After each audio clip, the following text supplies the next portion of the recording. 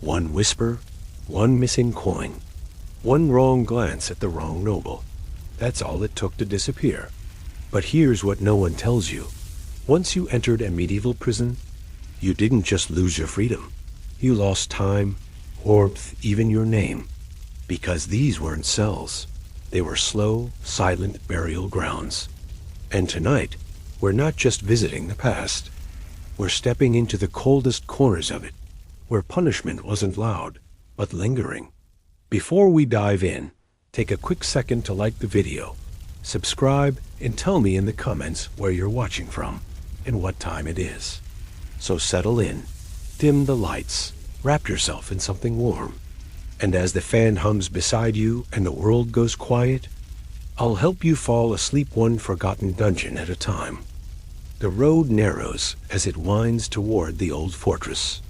Cobblestones, uneven and time-worn, press beneath the feet with a muffled crunch, softened by centuries of moss. The sun, a pale disk filtered through low-hanging mist, casts little warmth. Heavy blocks of limestone, roughly hewn and blackened by time, rise up in silent defiance of the years. Iron sconces cling to the walls, their torches long cold. When lit, they would have cast a warm but flickering glow, distorting shadows and deepening every crevice. But unlit, they serve only as reminders of the gloom. A corridor bends, not in grandeur, but to disorient. This was intentional. Prisons were not meant to be easily navigable. A small square window, no wider than a man's hand, is cut into it, covered by a grate. It looks in, not out. Those who entered were not encouraged to feel at home. There is no sign, no inscription, only a low archway, shadowed and still, through which one would pass and perhaps not return for some time, if at all. There is no sound behind it, only the weight of what might be. The iron is cold to the touch. The wood smells of smoke and age. The silence presses in, patient and unmoved. Marks, perhaps, left by countless footsteps or the scraping of something else. There are no signs, no records posted on the walls. Everything is unwritten, communicated instead through space, silence, and the slow passing of unseen time. Medieval keys were large and crude, often carried by jailers on a thick leather strap. In a time before bankruptcy laws or financial safety nets, failing to repay a loan, even a small one, could land a person behind bars. Their crimes were not grand acts of rebellion, but desperate attempts at survival. The medieval courts had little patience for such acts, and the prison served as both a place of detention and a tool of deterrence. The line between a desperate act and a criminal label was thin. The law treated such debts as offenses not to be overlooked. Here, accusations did not always rest on evidence, but on influence and suspicion. A prisoner's status could mean the difference between release and indefinite confinement. Some cells held those whose only crime was being inconvenient. These debtors often languished in the shadows, caught in cycles of poverty and imprisonment that blurred one into the other. Imprisonment could serve as a warning, a means of removing troublesome elements, or a mechanism for extracting wealth. People were stripped of identity except for the crime or accusation that placed them there. The physical confines reduced them to a shared condition. Uncertainty, vulnerability, and the slow passing of hours measured only by shifting shadows. The prison was a reflection of society's values and fears. For some, prison was but a brief pause. For others, the beginning of an unyielding ordeal.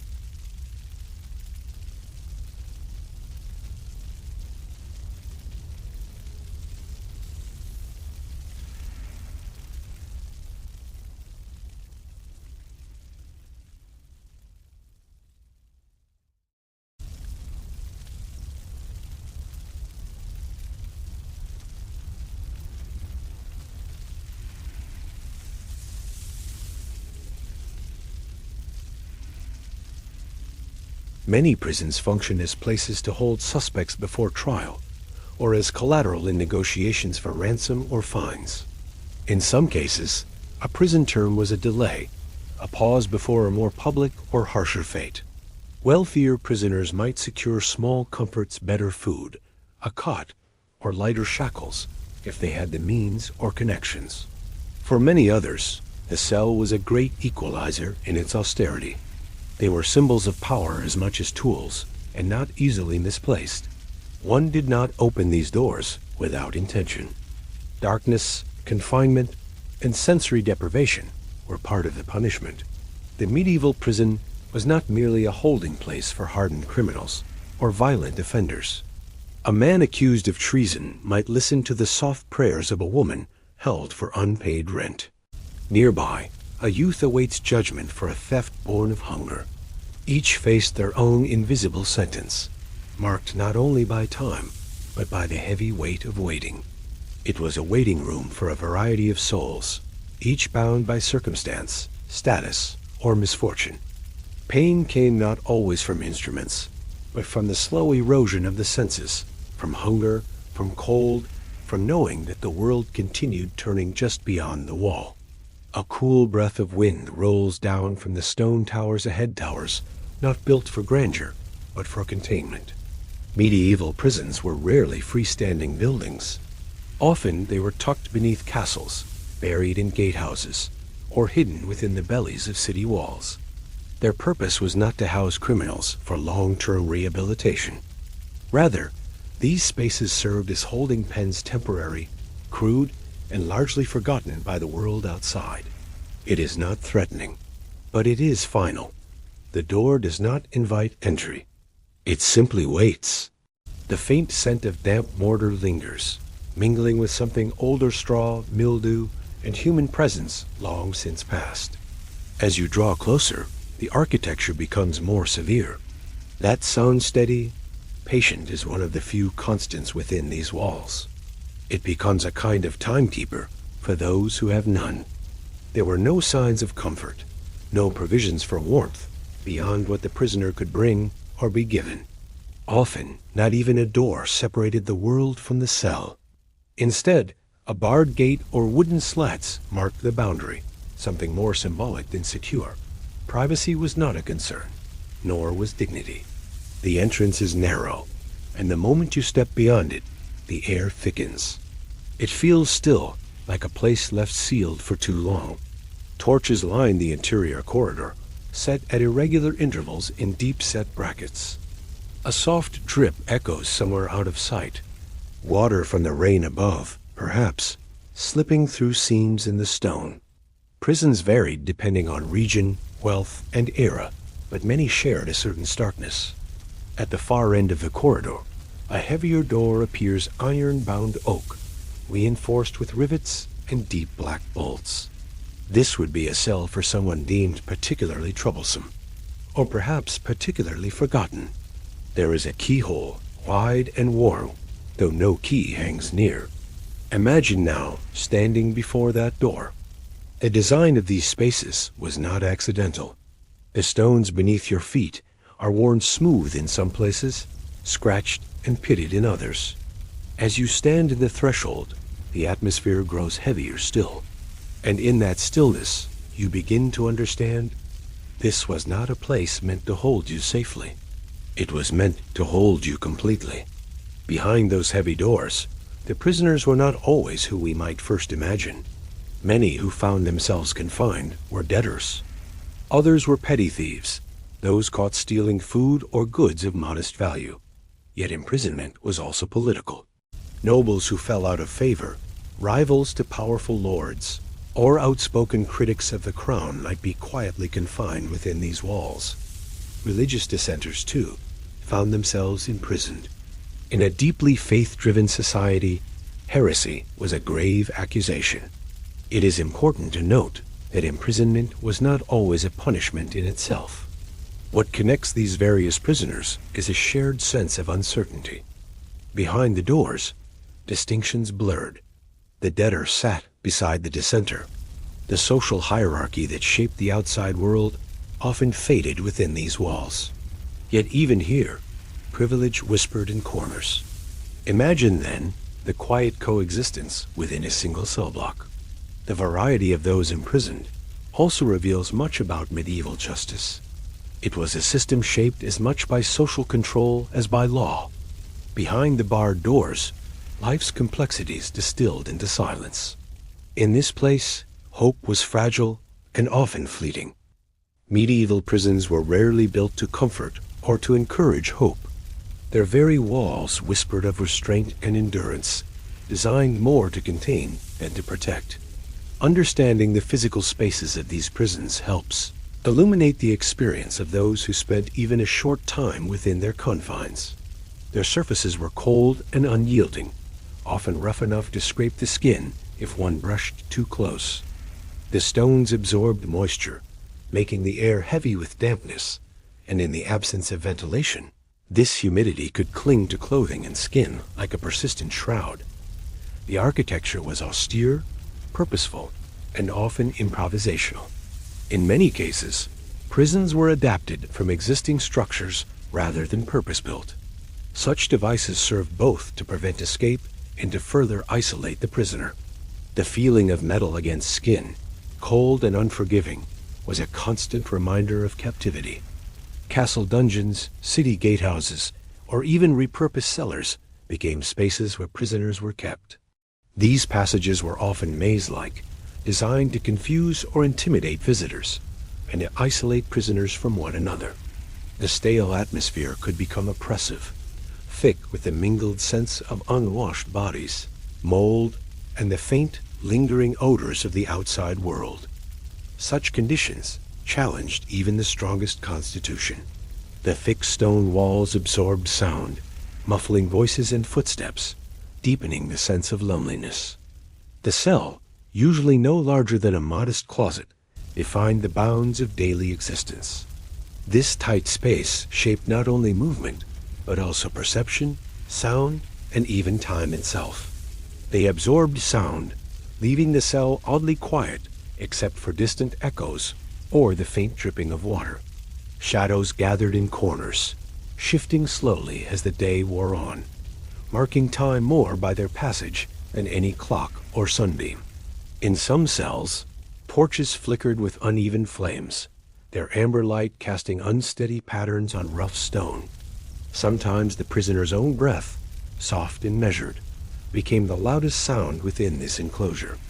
Windows, when present, were narrow slits high above eye level, allowing little more than a sliver of daylight and fresh air. Illness could spread easily in such confined quarters, though the symptoms were rarely treated with care or concern. Prisoners used buckets or corners of the floor, their presence a further burden on air quality. The accumulation of waste added to the damp, fetid atmosphere, compounding the physical discomfort with a sense of humiliation. The prisoner's body, weakened by confinement and scant sustenance, became vulnerable to fatigue and disease. Winter brought biting cold, chilling the bones despite any threadbare clothing. Summer, while warmer, offered little relief. The stone walls absorbed heat during the day and released it slowly through the night, sometimes creating a suffocating enclosure. Life became a steady, quiet endurance marked, not by events, but by moments of stillness and breath. Some prisoners managed to maintain small comforts, a piece of cloth to cover themselves, a carved token, or a whispered story passed from cell to cell. Each day unfolded within these narrow parameters, the small details magnified by the unchanging environment. These fragments of humanity resisted the crushing weight of confinement. The mind, burdened by uncertainty and isolation, struggled to find peace. Noise from distant footsteps or the creaking of iron doors could break the fragile calm. A thin scattering of straw might be present, sometimes damp and warm, but rarely enough to provide true comfort. These acts offered moments of control in an otherwise uncontrollable environment. The monotony itself became a kind of burden, a slow erosion of spirit. This straw served as both bedding and insulation, offering a feeble barrier between the prisoner's body and the chill that seeped upward from the stone. These openings were often barred with thick iron, preventing escape, but also blocking much of the outside world's view and sound. In colder climates, prisoners endured biting chill, their breath often visible in the air, and the cold stone pressing relentlessly against their bodies. Fireplaces were rare, and where present, the smoke often gathered in the upper reaches, leaving the lower cells cold and damp. Without proper ventilation, the atmosphere could become stifling, pressing in on the prisoner with a tangible weight. This patchwork nature meant that conditions varied widely from place to place, yet certain common features defined the medieval prison. Meals were simple and meager, typically coarse bread, soaked in cold water, or thin gruel, lacking in nutrition or flavor. Hunger was a constant companion, dulling the senses and draining energy. Torches or candles might be provided in some prisons, but only sparingly, and only when the jailers saw fit. The thick walls enclosed the body, while the limited light, cold air, and muffled sounds enclosed the mind. For those within, time lost its usual rhythms, measured only by the slow fading of shadows or the faintest shift in temperature. Often, prisoners lived in near darkness for much of their time, their eyes adjusting to the dimness, their minds wandering in the silence. This straw, often unclean and damp, offered scant comfort, more a barrier between the prisoner and the cold ground than a restful surface. Thick wooden planks reinforced with iron bands formed the barrier between prisoner and freedom. To understand medieval prisons is to understand a form of confinement that was as much about endurance as it was about control. Locks were large, simple mechanisms operated by large keys held only by jailers. The sound of these keys turning was one of the few auditory markers of time's passage inside the prison. Floors rarely had drainage, meaning water and waste could accumulate, adding to the sense of confinement. The walls themselves were thick, made of heavy stone or roughly shaped bricks, mortared with lime. Prison cells were typically small, cramped, and lacking natural light. Floors were most commonly dirt or rough-hewn stone, sometimes strewn with straw that served as the sole bedding for the prisoner. Doors varied, but were nearly always heavy and imposing. Many prisons also contained chained collars or shackles affixed to the walls or floors, restricting movement within the already limited space. In some cases, prisons had multiple chambers arranged along narrow corridors. Ventilation was poor. Airflow depended on small, barred windows or gaps in the walls. Heating was minimal or non-existent. Lighting, too, was a scarce comfort. Every element of the architecture contributed to an environment of constraint, not only physical, but psychological. Such a space was not built for living, but for waiting, waiting in stillness, waiting in silence, waiting in a world reduced to stone and shadow. Once inside, the world of the prisoner became remarkably small. The floor beneath was most often cold stone or packed earth, rough to the touch and unforgiving to bare feet. Walls, heavy and unyielding, enclosed the prisoner like a silent, immovable presence. Light was sparse and often unreliable. A narrow window slit, if present, was too high to offer much of a view and let in only a faint, muted glow. The air was heavy and thick, laden with moisture from the walls and the faint odors of previous occupants' dust, mold, and the quiet reminder of human presence. Temperature fluctuated with the seasons, often harshly. Food and water were sparse, delivered at the discretion of jailers or others outside the cell. Water was often drawn from communal sources, its quality variable and sometimes suspect. Sanitation was a profound challenge. In many cells, there was no dedicated space for waste. Sleep came irregularly and fitfully. The hard floor and scant bedding made rest difficult. Prisoners often developed routines to endure the passage of time, small movements, whispered prayers, or silent counting. Yet, even within these bleak surroundings, the human impulse to adapt and survive persisted. The cell was a world reduced to essentials: stone, air, light, and the body itself. In such spaces, time lost its usual measure. Days blended into nights, and the prisoner's sense of past and future blurred. Survival within a medieval prison was a delicate balance, largely shaped by the most basic necessities: food, water, and the body's ability to endure. The provisions offered to prisoners were scarce and often unsteady, a daily reminder of their diminished place in the world beyond the walls. Bread was the staple, a coarse, dense loaf made from rye or barley, sometimes stale and hard to chew. It was rarely fresh, often dry enough to crumble in the hands.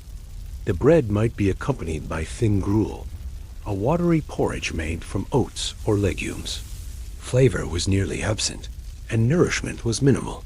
Meals were simple and spare, reflecting both the limited resources of the jail and the low priority given to those confined. Meat was a rarity considered a luxury, and even then, it was often scraps or offal, left over from the kitchens of the more fortunate. Wells or communal sources outside the prison walls were often contaminated or distant, meaning that the water brought to the cell was sometimes stale or tainted. Visits from friends or family could bring small gifts: extra bread, scraps of cheese, or bits of fruit. Occasionally, sympathetic jailers might smuggle extra sustenance, though this was rare and risky. These acts of kindness were precious, providing not just nourishment, but a connection to the world outside. The human capacity to adapt and conserve energy became essential. Slowed movements, long periods of rest, and careful attention to any available nourishment helped prolong survival. Hunger sharpened awareness, but also brought a dull ache of longing, a daily rhythm marked by empty stomachs and the hope of a meal. The damp, often stagnant air exacerbated discomfort and health risks. Skin infections and illnesses were common companions in such an environment. The cramped quarters brought strangers into close proximity, creating a fragile community marked by silence and small exchanges. Others sought connection, speaking softly to break the monotony, sharing whispered stories or fragments of news carried from the outside. These conversations were careful, measured, and often tinged with the ever-present awareness of watchful guards. The presence of others altered the rhythm of daily life. Footsteps echoed differently, voices murmured faintly, and the occasional whisper or cough punctuated the stillness. Nobles or wealthier prisoners might assert authority, either through quiet dominance or the subtle advantages their status afford: slightly better rations, protection from harsher treatment, or the ability to influence jailers. For others, submission or avoidance was a survival strategy. At times, fear or suspicion shaped relationships, as accusations or rumors passed quietly between cells. Their watchful eyes enforced rules and boundaries, yet occasionally, prisoners learned to navigate these relationships, appealing for small favors or leniency. Storytelling, prayer, and shared memories provided mental escape and a tether to a life outside the walls. These quiet acts became a form of resistance against the erasure imposed by confinement.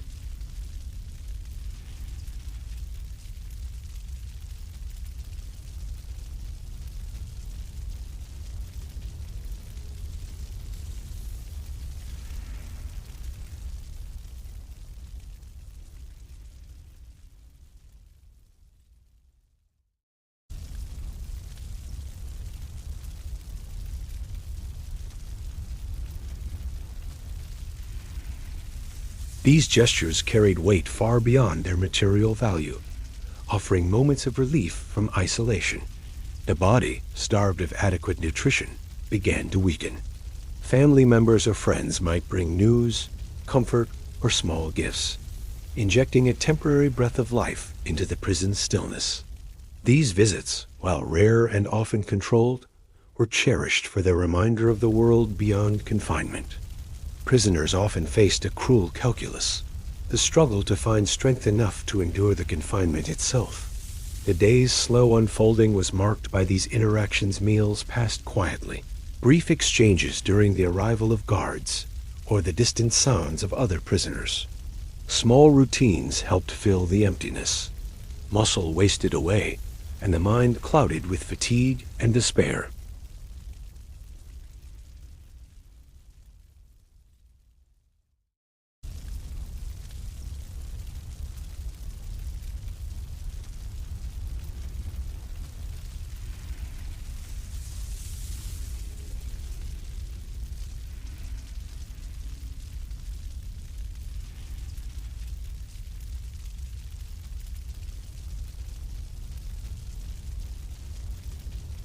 Within the stone walls, prisoners found themselves sharing space, sounds, and sometimes brief moments of contact with others.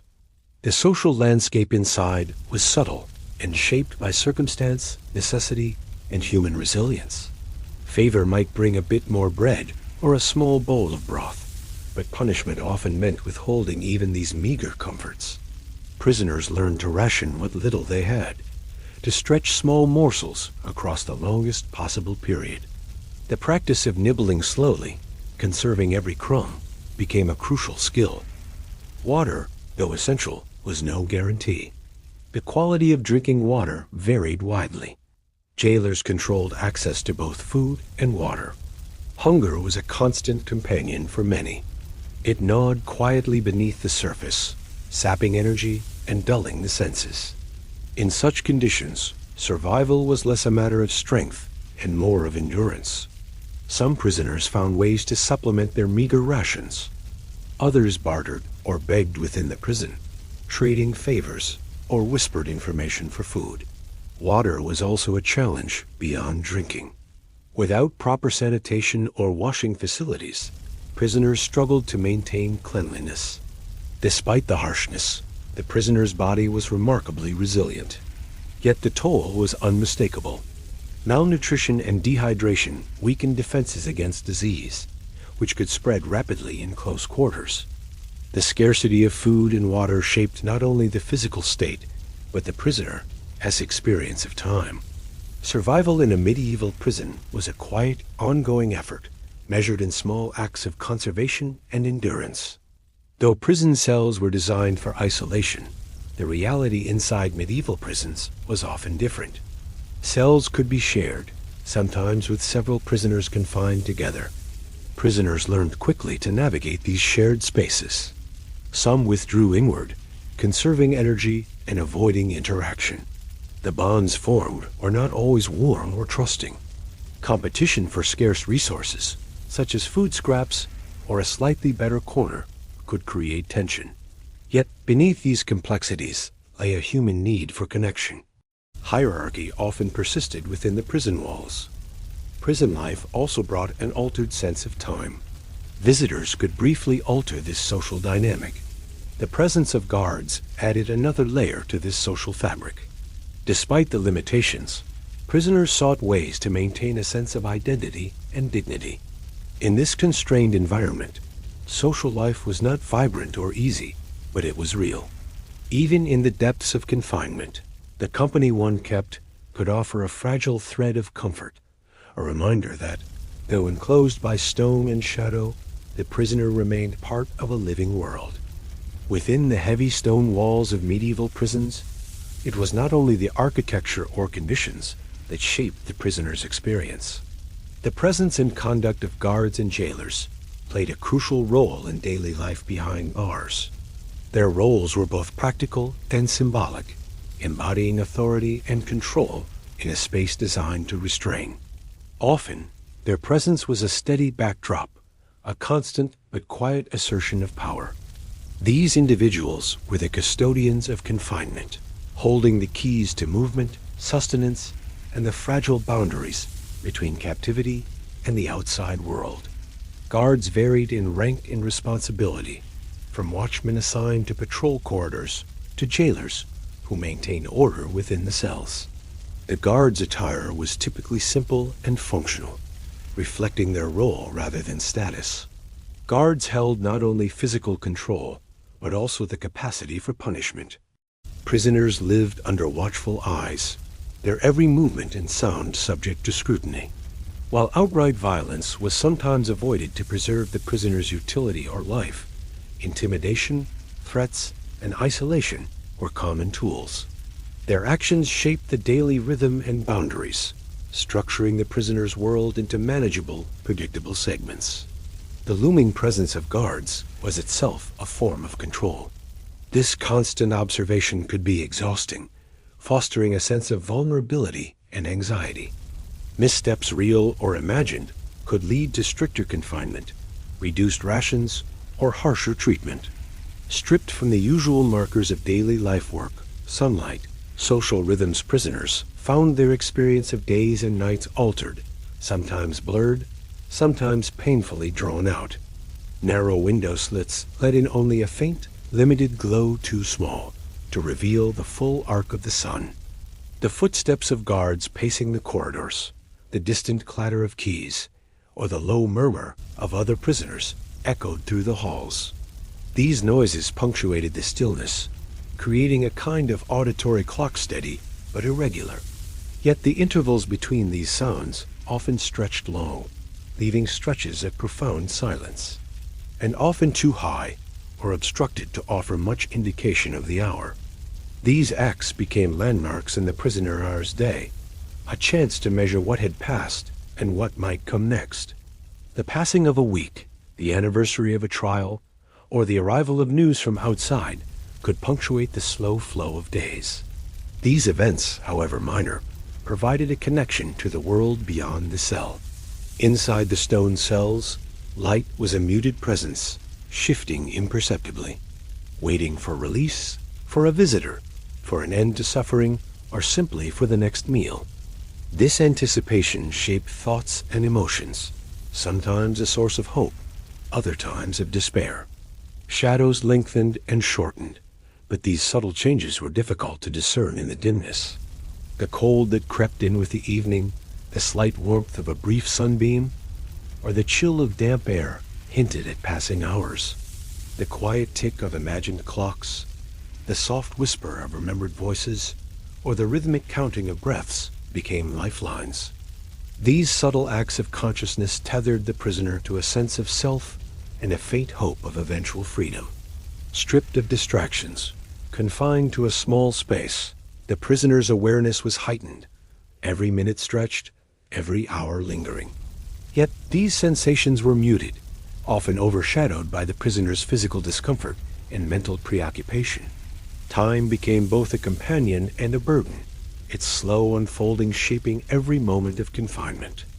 This knowledge weighed heavily on prisoners, shaping their behavior with caution and restraint.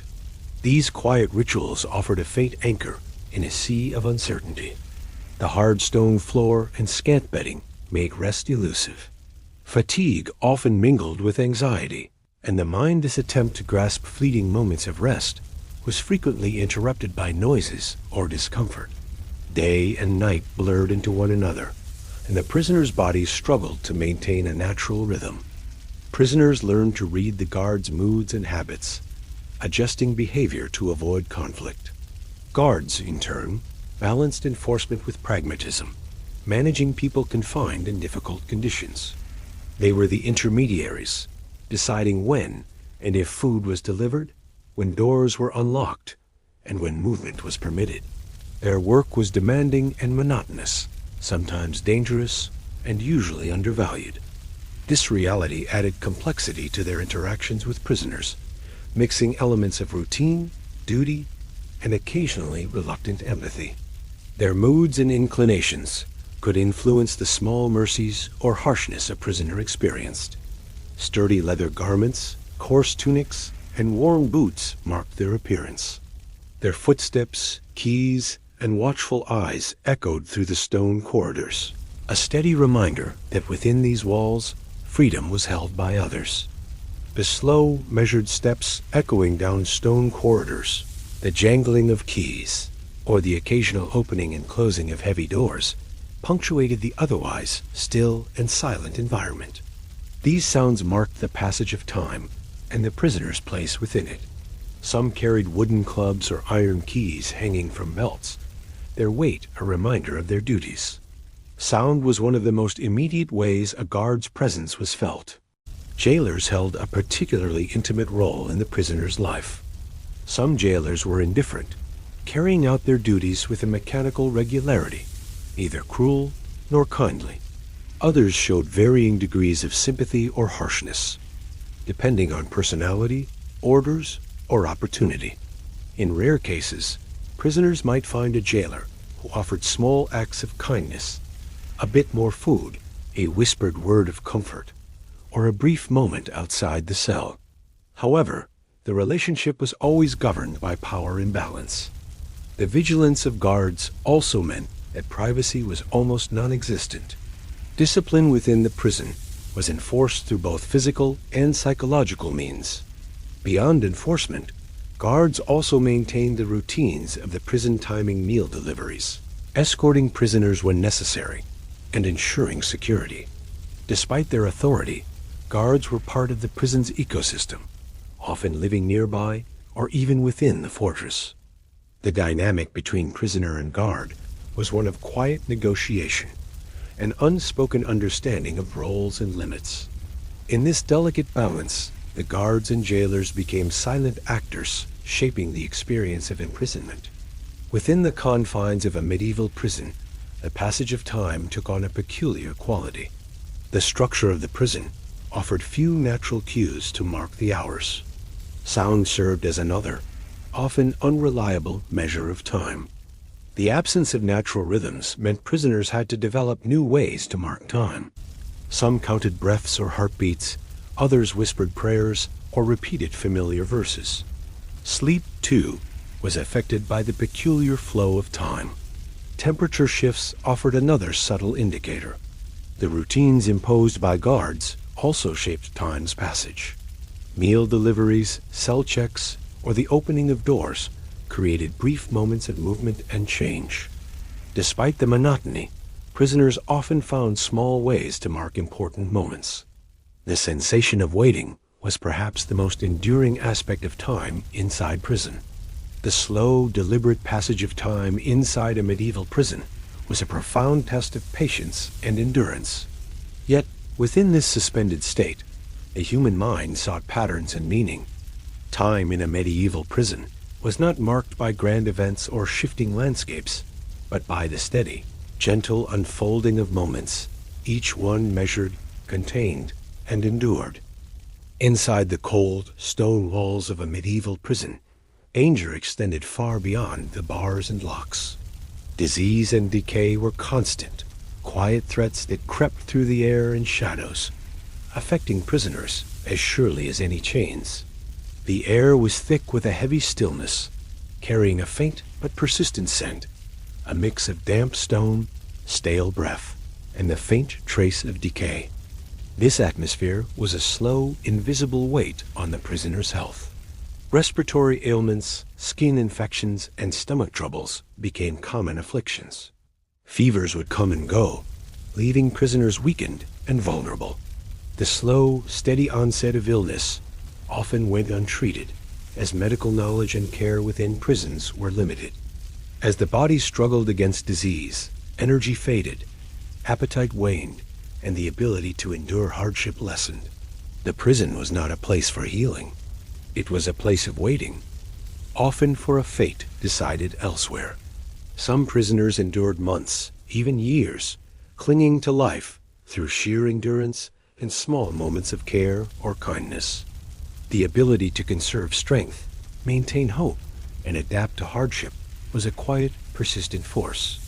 The prison stones held many secrets, and among them, the quiet spread of illness was one of the most profound. A slow march toward frailty was a shadow companion to the confinement itself. It was a threat that needed no chains or bars, one that worked slowly and invisibly, eroding strength and spirit. These unseen enemies shaped the experience of confinement, often with devastating consequences. Moisture clung to walls and floors, seeping into clothing and skin. Cold, clammy air settled in corners and crevices, fostering conditions where ailments could take hold.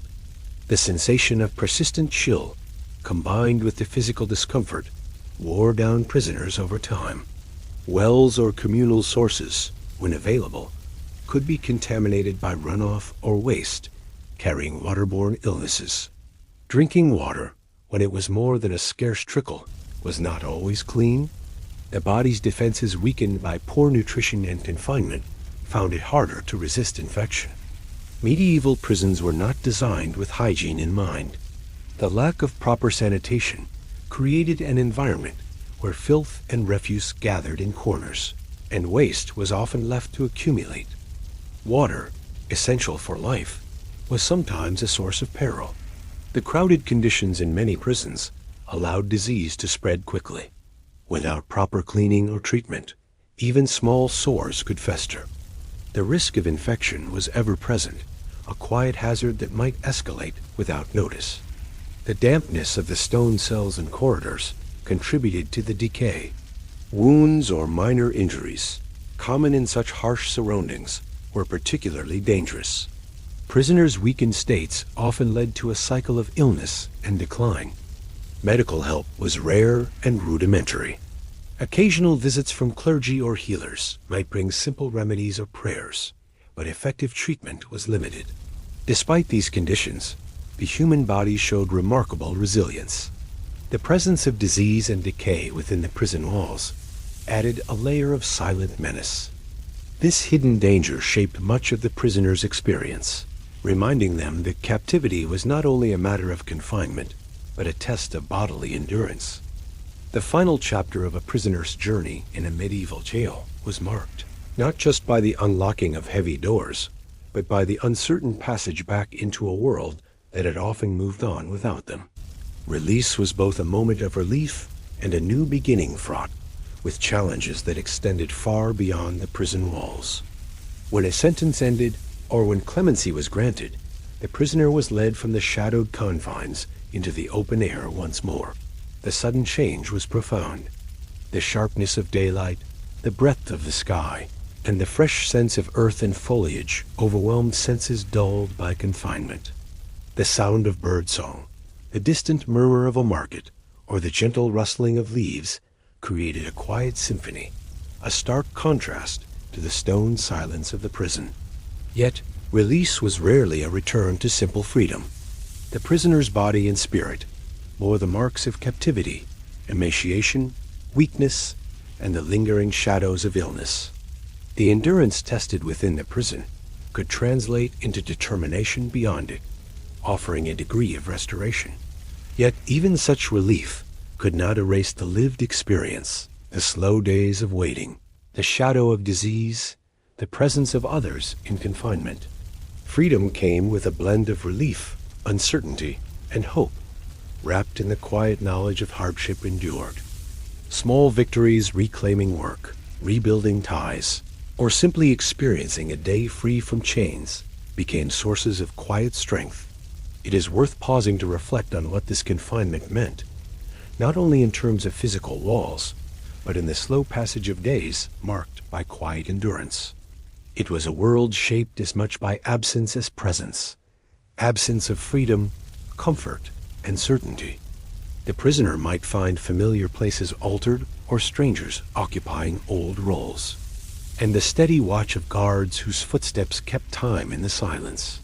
Yet even amid such challenges, the human spirit found ways to endure through whispered prayers, counted breaths, or simply the small acts of survival that marked each passing day.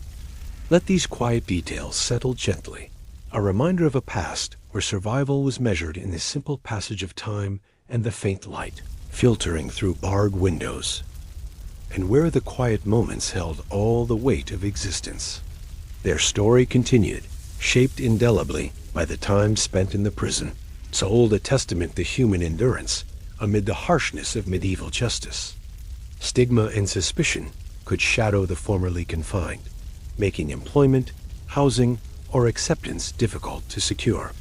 The social fabric that once offered support might have frayed or disappeared, leaving isolation in a different form. The end of a sentence was not the end of hardship, but often the beginning of new struggles beyond the walls. Reintegrating required patience and strength, a slow rediscovery of rhythm and identity. These brief sanctuaries helped ease the transition, but the path remained uncertain. These impressions shaped thoughts and dreams, occasionally surfacing in moments of quiet reflection. For some, the trauma of confinement settled deeply, influencing future choices and relationships. The prisoner's experience inside the walls had altered them in ways both visible and unseen. The weight of lost time pressed heavily. Old clothes, worn thin and stained, were sometimes replaced, but the scars of confinement remained visible. The world outside had often changed. Families had moved, fortunes shifted, and social connections faded. For some, the end of imprisonment was the beginning of a new struggle. Religious or charitable institutions sometimes offered refuge or assistance, providing shelter, food, or spiritual guidance. Memory of the prison lingered echoes of cold stone, the faint scent of damp air, and the quiet footsteps of guards. Others, however, found resilience in survival. In some cases, prisoners were fortunate enough to receive pardon or compensation. The end of a sentence was not merely the closing of a chapter, but the opening of a complex new one. As the gates closed behind them, the former prisoners stepped into a world both familiar and changed. As we gently close the door on this journey into the shadowed world of medieval prisons, the heavy stones, the thin light filtering through narrow slits, the distant echoes of footsteps all formed a setting where time moved differently, where every moment stretched and contracted with subtle shifts of sound, light, and sensation. Within these confines, prisoners faced harsh realities, scarce food, cold air thick with dampness, the ever-present threat of illness. The experience of a medieval prison was not simply about punishment. It was a test of resilience in a time when justice was harsh and mercy rare. By understanding these quiet realities, removed from dramatic tales or sensational images, we glimpse a different history, one where human lives were shaped by slow endurance, muted hardship, and a constant negotiation between confinement and hope. So as your mind begins to drift, imagine the cool touch of stone, the faint scent of earth and damp air, the soft echo of distant footsteps. Thank you for joining this calm exploration of a world far removed from our own, a place where one day behind bars could feel like a lifetime. May this reflection carry you gently toward rest and peaceful sleep.